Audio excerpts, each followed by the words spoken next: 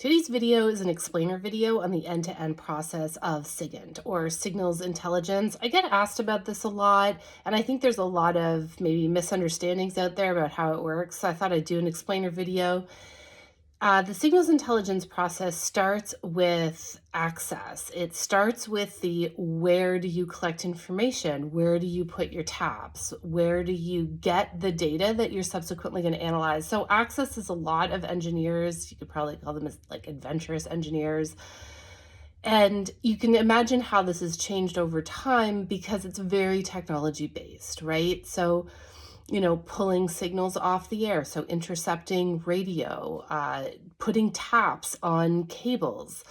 So that is the first point of when they talk about SIGINT, the SIGINT process is actually your access, because you don't just get everything everywhere, right? You have targets, you have intelligence priorities, and that directs you to go out and put mechanisms, taps, or these days algorithms in certain places in order to get the intelligence that you want, or try to, right? Based on your intelligence priorities. And not everybody can tap everything. So deciding where you have access, where you want to have access, and figuring out where those two things meet is a really, really important part of Sigint. After that comes collection. So you've got your tabs out there, or your access points are out there, and then you bring in data.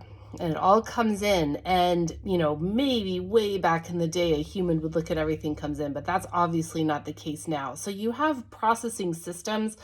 So Canada's Foreign Signals Intelligence Agency, CSE, is not allowed to collect information about Canadians or persons in Canada. So one of the things they do in their upfront collection, data coming in process, is get rid of any Canadian, one-end Canadian stuff that's come in. It's just automatic, so nobody ever sees it, right? It just gets dropped. And there's a whole bunch of processes that analyze the data as it comes in and gets rid of things that aren't supposed to be there.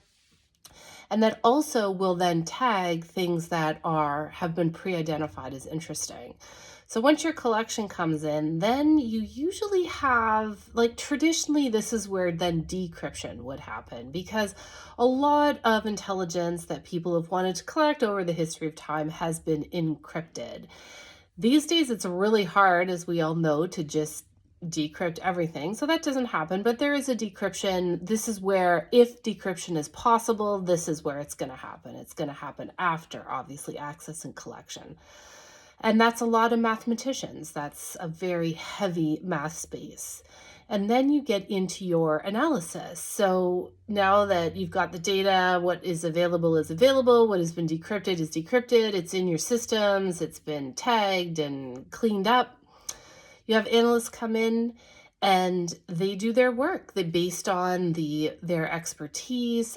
You have a lot of linguists in this category, people with cultural specialties, language specialties, targets, right? Some people follow the same targets for years, or the same group of targets. But again, there are people who will do analysis based on intelligence priorities, which can change. And so you get these analysis products, so these reports. So reports come out. So the Foreign Signals Intelligence Agency, so in Canada, CSE, they don't really do much with the results of their analysis. They're not really an action agency. And traditionally, your signals intelligence people were not the action people. So these reports then go to clients. They go to the people who can use the intelligence in them.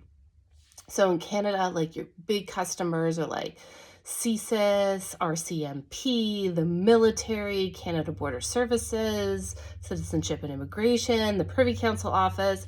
And so after the analysis is put together, these reports, they will go to these client relationship people, and they will take the reports to the client. So the client relationship people specialize. They usually have just, if you have a big client like CSIS, the CSIS is your only client, and actually you'll drill down further into that, and you'll just be like, CSIS related to Iran or something. And then you'll just pull reports based on that particular subject, and you'll have counterparts that you work with at CSIS that are interested specifically in those types of reports. So that's how it works. So that, military, like when our military was in Afghanistan, you would have people pulling specific reports on specific, regions or people that would be relevant to specific groups in the military. And so those are the client relations people. And they get those reports to the people who will ultimately do something with the intelligence. So that is the signals intelligence process. You can see that there are a ton of different personality types involved. So from a personality type perspective, signals intelligence agencies are pretty diverse in terms of introverts and extroverts and people with different specialties, backgrounds, interests, capabilities, because you need so many different skill sets in order to get from that, where should we collect, access point, to final product, relevant to perform actions, or relevant for agencies in the government to perform actions. So that's the brief signals intelligence process. If you have any questions, please let me know. I'd love to answer them. Otherwise, hope everyone's doing great as always.